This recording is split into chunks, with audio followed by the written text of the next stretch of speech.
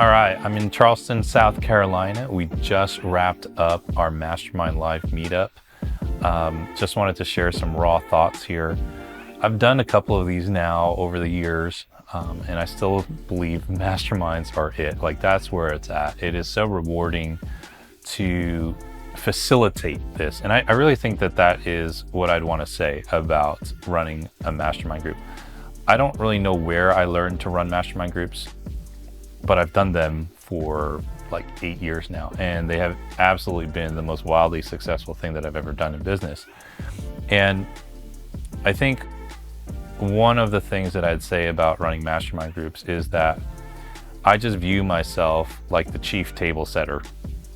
I invite them over, I host, I try to get the right people to the party. And a good dinner host, you notice, doesn't talk to everybody, doesn't become the focal point of the party. They just bring the right people together, let them connect, give enough space for them to breathe, and let good people just be good people. That's something that I've learned over the years of my coaching business, especially, that good people know more good people who know more good people. There are generic statements like your net worth is tied to your network. I believe that. That's true. There's some measure of truth in that. I always like to say relationships are rocket ships. That's definitely true.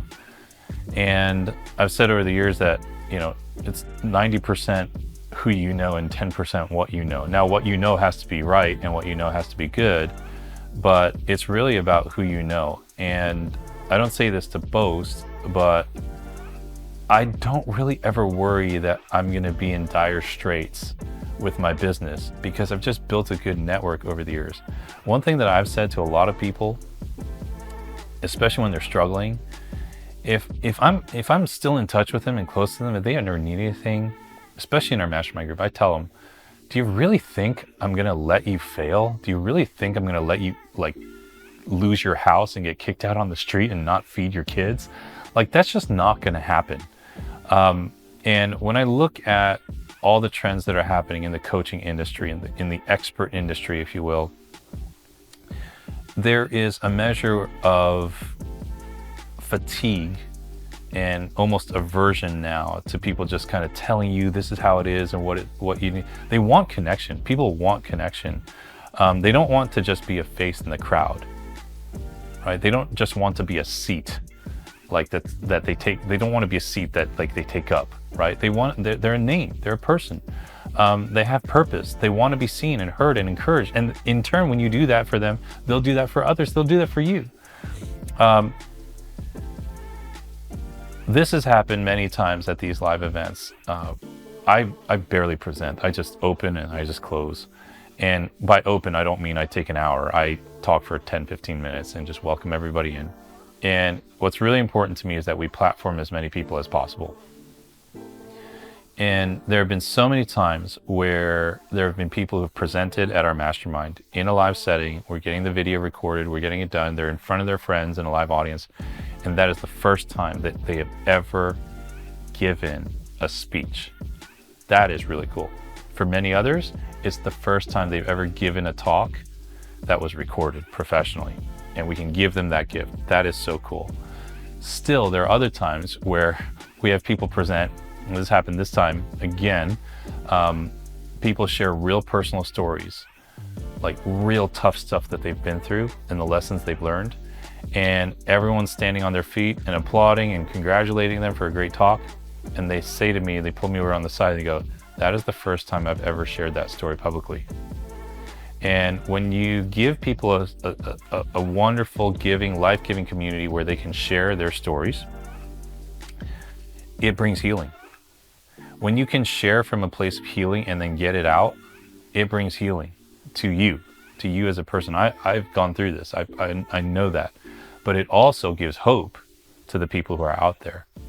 Whenever I've shared really tough things about my life and my journey, business, personal, you name it, it's helped me heal, as long as I wasn't speaking from my wounds, right? I was speaking from my scars, but not my wounds. And when you do that, you allow other people to enter into the narrative, and you turn your life, no matter how hard or how tough or how great it's been, into something that others can learn from. And I've seen that time and time again. Others just it's a place where they can step out and be courageous, and many firsts happen in our mastermind community. First interviews ever on a podcast, first public speech given, first partnerships in business. These are folks that are doing more than just liking each other's Instagram posts or following each other's podcasts. They're going on each other's podcasts. They're doing collaborations together. They're running coaching programs together. They're doing live events together because of somebody they met in their mastermind group. Now, it doesn't happen overnight. It takes years. But if you want to run a community like this, or in your own way, not that my way is right, but if you want to do something like this, I just want to encourage you, let there be space, give people a place to breathe. We don't intentionally fill our calendar during the event. We put a lot of white space in there between. And as I'm recording this, this is the last thing I'm doing. And then I'm going out to meet them for dinner because our event's over and people just want to hang out. So I would say, like, especially this time, I think to see these relationships that have matured over the last 12 months, 18 months, 2 years. Some people have been in our mastermind groups for over 5 years. They've just never left. It is a really beautiful and touching thing to witness for me. I often say I feel like I get the best seat in the house because everyone who's in our mastermind group, I talk with one-on-one before they join to make sure it's the right thing for them. And yet they hang out without me when they're in each other's cities. They go out to dinner. I don't need to be a part of everything. And that is really cool in many ways. I know a lot of people who are out there, they'd be real insecure about that. And they'd be wondering if people would come into their community and poach other people and like steal them as clients. If you're worried about that, maybe you're worried about the wrong thing.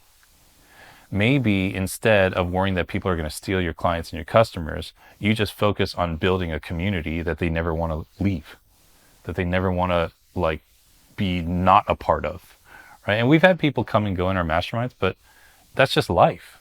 It's just life. Like, people's priorities change, they move, like they have families, whatever, they get out of that certain line of business they joined from. This trip, we gave out these sweatshirts. We made these sweatshirts available. And this little fire here comes from a concept in my book, You Are the Brand.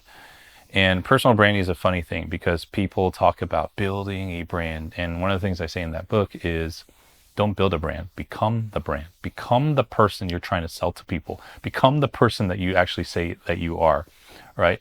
I have a little dog at home, Fuji. Like, become the person your dog thinks that you are, like a wonderful person, a good person, right? And what happens at campfires? I'll tell you what doesn't happen. Most people build a personal brand one of two ways, and neither of these work. On one hand, you have people who might rent an Airbnb, like a mansion there, and like shoot all these cool videos in front of these fancy cars, and they're sort of implying that this is their place, and they're selling an image, right? They think that attention is owed and not earned. They're selling a false image of themselves. And on the other hand, I've seen over the years, in reaction to that, people are just sharing anything and everything in the name of authenticity. They're sharing from their wounds and not their scars. And they're getting attention in a different way. It's sort of like the attention that you pay on a highway when there's an accident. And you get eyeballs, but no one stays, right? It's not something that you can build a community around. So one of the things I always say when people are building their personal brand and have questions about what they should share and all that, I just say, ask yourself this question: can you build a campfire around it? What happens at a campfire? It's warm, inviting. It's a light in a dark place. It's a place where people are warmed and welcomed. It's where they share their stories. They don't just listen to a lecturer or a preacher or an orator or a professor. They share each other's stories. They have fun. They eat together. They sit under the stars and they contemplate deeper things. There's so much that goes into that analogy that we've just kind of made it our thing, right? This is just what we do. So it was a real cool experience this time. And it's always wonderful to see my team. We work remotely, so I don't really get to see them much. Chelsea, who's been with me almost since the beginning of my business, I get to see her whenever we do these events. So many of the other folks that I've grown communities with in the mastermind, and they've spoken, and I just get these messages from people all the time. And I'm not one of those people who uses text messages that I get as screenshots and testimonials. But it's just very meaningful when I do get some of these messages. So I'll, for once in my life, actually read a few of these. Thanks so much for the platform today. You've always lifted me up, and it means so much to me. It definitely helped me through tough times. Love you, appreciate you, lots of hearts. And these are from some of the guys. Okay, so it's not just the ladies who send stuff like this. And, I have this little file on my phone, and it's called Encouragers. And I just screenshot, some of these texts that I get, because all of us need encouragement, from time to time. And when you do the hard work of leading a community, people tell you things, even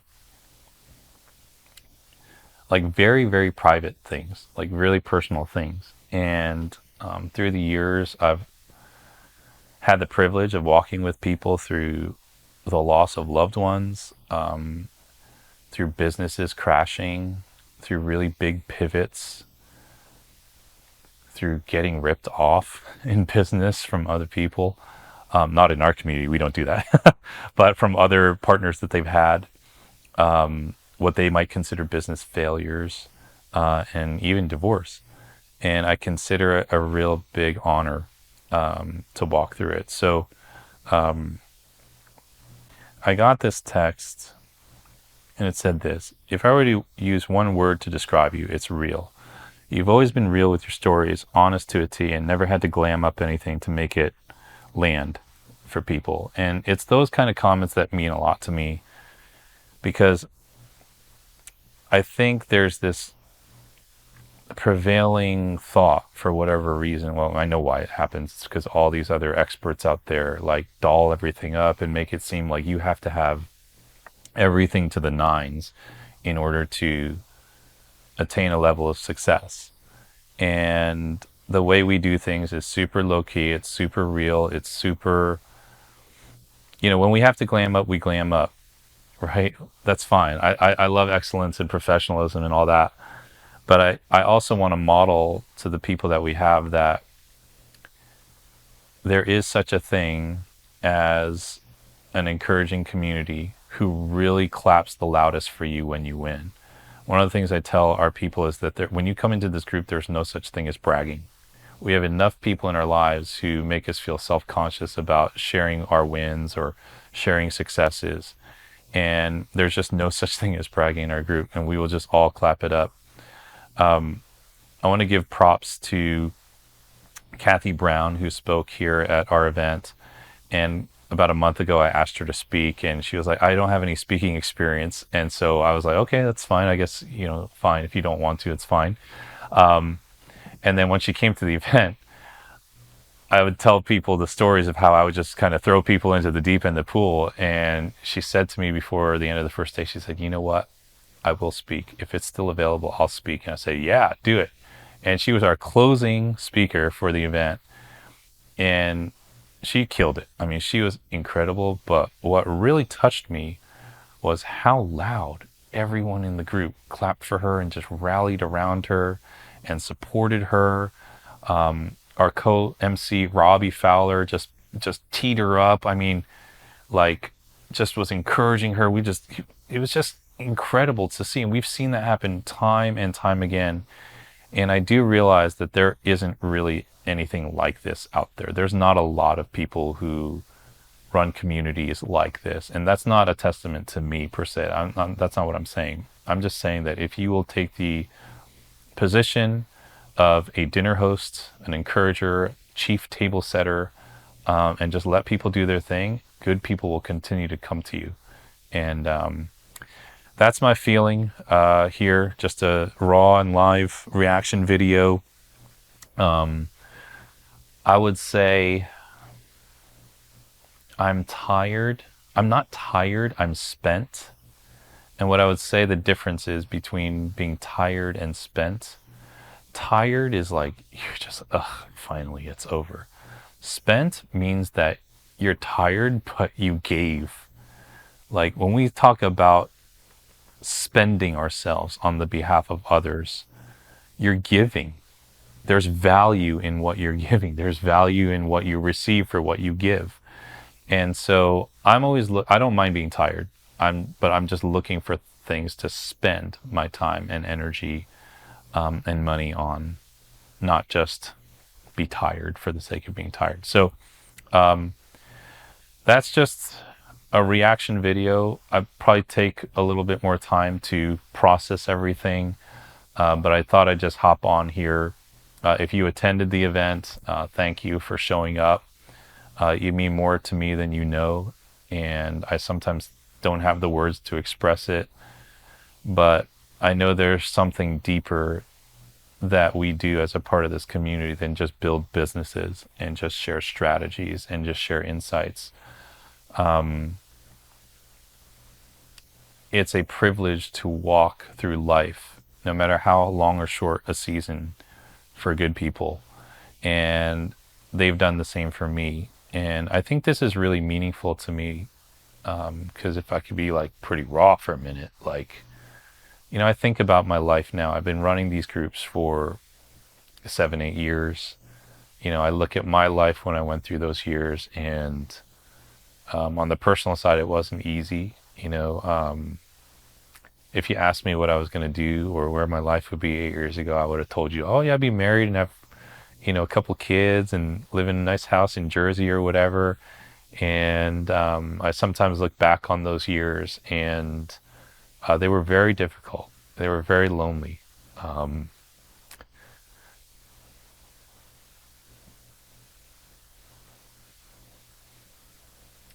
I filled my calendar a lot, traveling, speaking at different events. Um,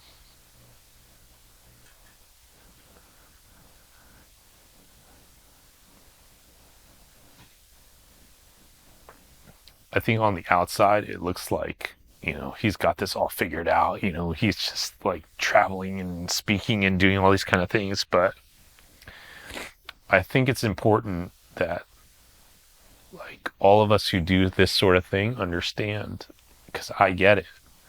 Um, I remember time and time again having top billing at speaking at a conference, or like it just looks so cool and everyone's like, man, you got it all figured out, and you'll speak in front of hundreds or thousands of people. You come down the stage and people are lining up to ask you questions. They're all like, hey, great job, and this is awesome, dude, you're killing it, blah blah blah.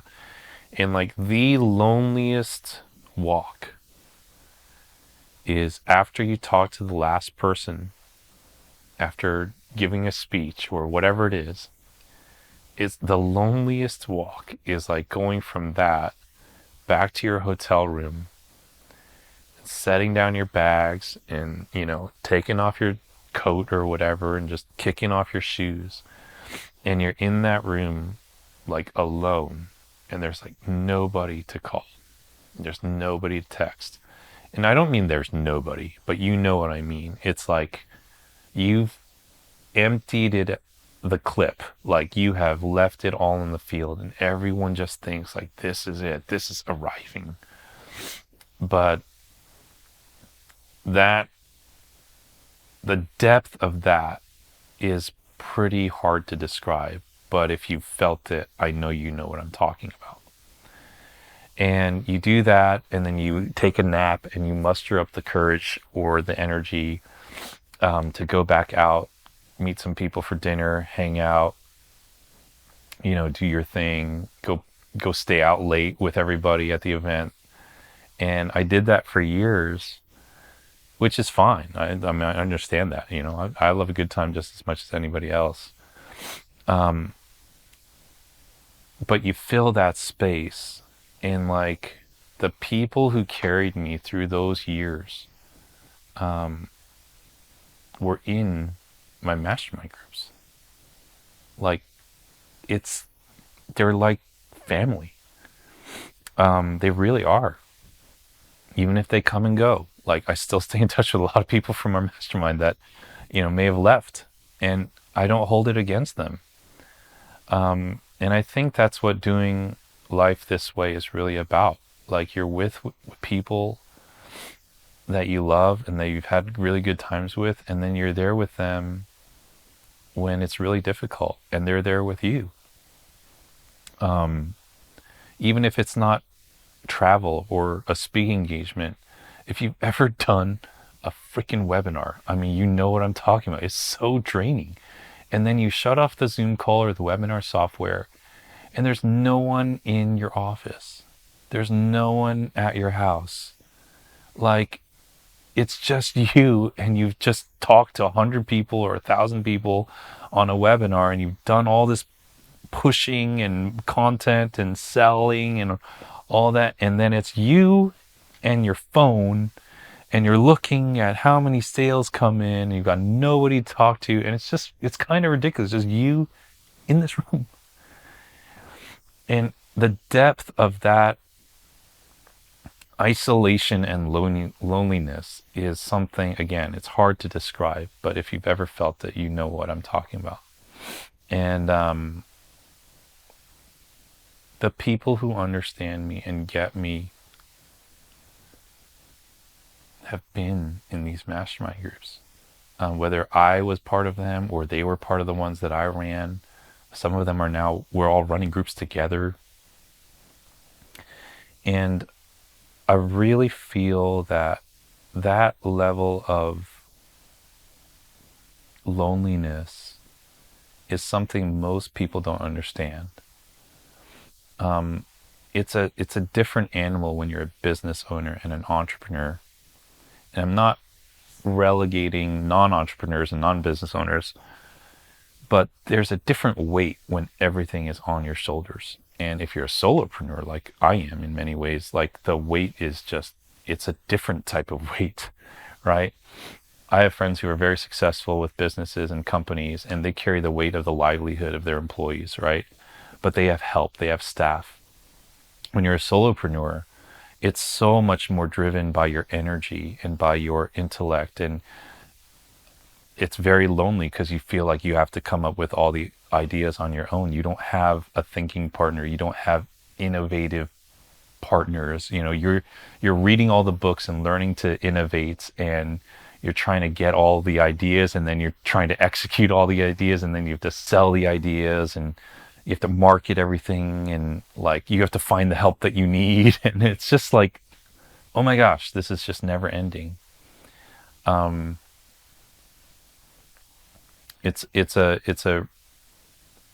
a tough road, but I will say, as a result of walking that road, I've had these rewarding experiences and these incredible people come into my life that never would have. And because I have felt the pain of that, I just don't want anyone who willingly is a part of our community to ever feel that. Um, so those are my thoughts kind of after this event. And yeah, I wonder sometimes, like, it's just what I'm going to do for the rest of my life. Like, I don't know. Like, it's just the way that my life has gone. I sometimes wonder, am I going to have a family? Am I going to find a partner and settle down with somebody? And like, not that that makes everything better. I think what I'm saying is that I've always had this sense to want to belong somewhere and be a part of something. And it was hard to find. So I just built one myself. And I just tried to build what I wish I had, and build a place where you could really be yourself and not hold back, and not have to hold back your successes, and also not have to hold back your tears. And I've seen all of that happen in our community. Um,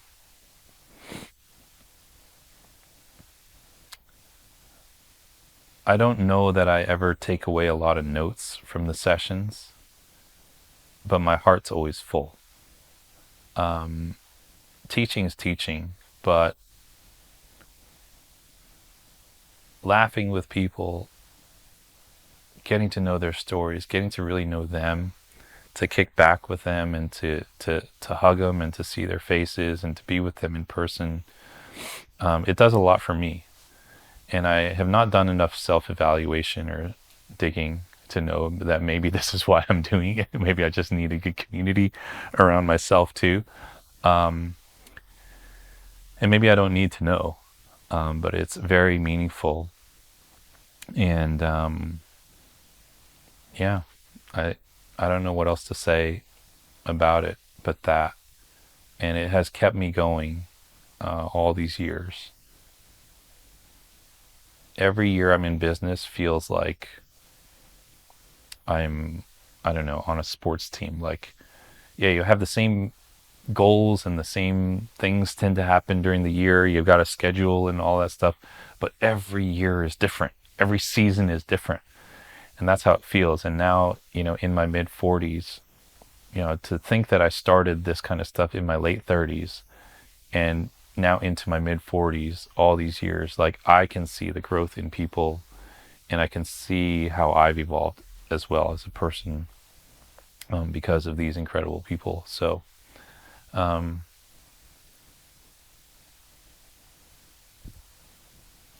it's awesome. So, hope this added value in some way to you. And that even if it's not with us, that you find a community of people that really get you, that love you, that will support you, that will cheer you on, that will just unconditionally just love you. And I think that's the name of the game. If I used to joke that I think I just run entrepreneurial support groups for a living. But if I really think about what I think I'm here to do, it's to help people fall in love with themselves. And sometimes, actually, all the time that I've seen, unless you're a complete narcissist, is most people who have trouble loving themselves need other people to love on them, to show them that they're worthy of it. And that's been a really hard journey for me. But I've had great, great people around me, to help me do that for myself. And in turn, I've tried to do that for others. So, hope you enjoyed this video.